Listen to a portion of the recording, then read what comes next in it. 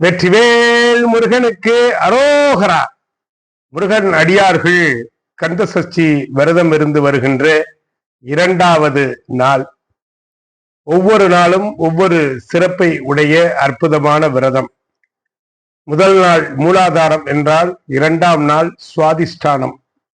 சுவாதிஷ்டானம் என்பது ஆசை உற்பத்தியான பிறகு அங்கே கோபம் என்பது நமக்கு உற்பத்தியாகிறது. இதை குரோதம் என்று சொல்லுவார்கள். உடன் பிறந்த சகோதரன் சகோதரி இவர்களிடத்திலே ஒரு கோபத்தை நாம் வெளிப்படுத்துகின்றோம். அது நீண்ட நாள் பேச்சுவார்த்தையை முடிக்கிற ஒரு நிகழ்வாக கூட அது மாறிவிடும்.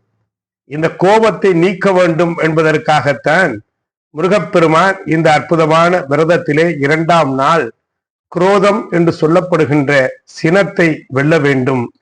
சினத்தை பொருளென்று கொண்டவன் என்று வள்ளுவன் அழகாக சொல்லுவான்.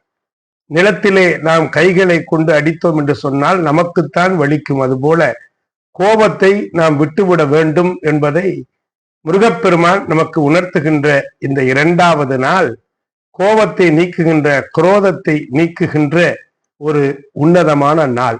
சினம் என்னும் சேர்ந்தாரை கொல்லி என்று வள்ளுவன் சொல்லுகிறார். எனவே இந்த கோபம்தான் எல்லா பிரச்சனைகளுக்கும் காரணமாக மாறிவிடுகிறது. மனம் விட்டு பேசிவிட்டோம் என்று சொன்னால் இந்த விரதம் இருப்பதனுடைய பலனை நாம் முழுமையாக அடைய முடியும்.